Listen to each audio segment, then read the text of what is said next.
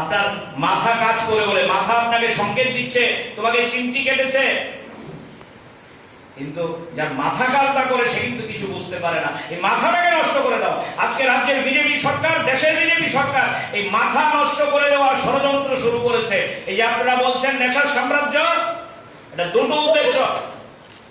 একটা হচ্ছে বিজেপির একটা অংশের নেতাদের পয়সার পাহাড় জমাও, নেশার সাম্রাজ্য করে, আর হচ্ছে নতুন প্রজন্মকে নেশার মধ্যে ডুবিয়ে দাও, নতুন প্রজন্মের চিন্তা শক্তি নষ্ট করে দাও। এই জায়গাটা হচ্ছে ভয়ের জায়গাটা। তাই আমি আপনাদের কাছে বলছিলাম, আপনাদের দায়িত্ব নিতে হবে। দেশের সরকার, রাজ্যের সরকারের একটাই ফর্মুলা, আমরা সবার ভালো করব না, অল্প মানুষের জন্য ভালো করব। কর্মসংস্থান গল্প বলছে রাজ্যের সরকার। আমি আপনাদের জিজ্ঞেস করি, কোথায় হবে কর্মসংস্থানটা? কর্মসংস্থানটা কোথায় হবে?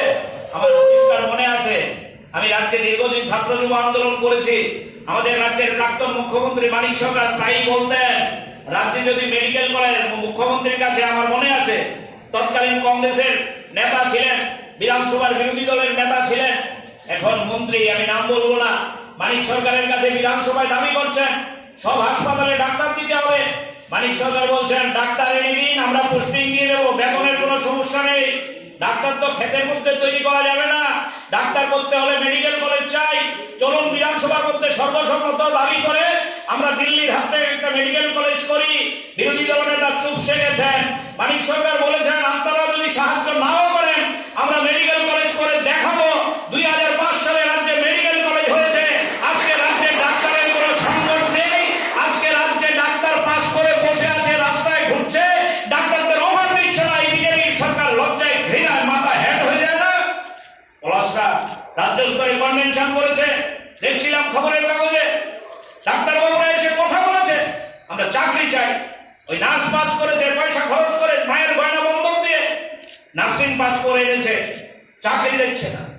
না, কোনো পোস্টের অভাব নেই, শূন্যপদ পড়ে আছে, হাসপাতালে নার্স নেই, ডাক্তার নেই। পত্রিকার মধ্যে দেখছিলাম সাংবাদিক বন্ধুরা এসেছেন, অনেকেই তারা লেখা শুরু করেছে, খবর দেখানো শুরু করেছে, শিলাচড়ি হাসপাতালে 3 দিন ধরে ডাক্তার নেই। যুবকরা জেগে উঠবেন না? যুবকরা রাস্তায় নামবেন না?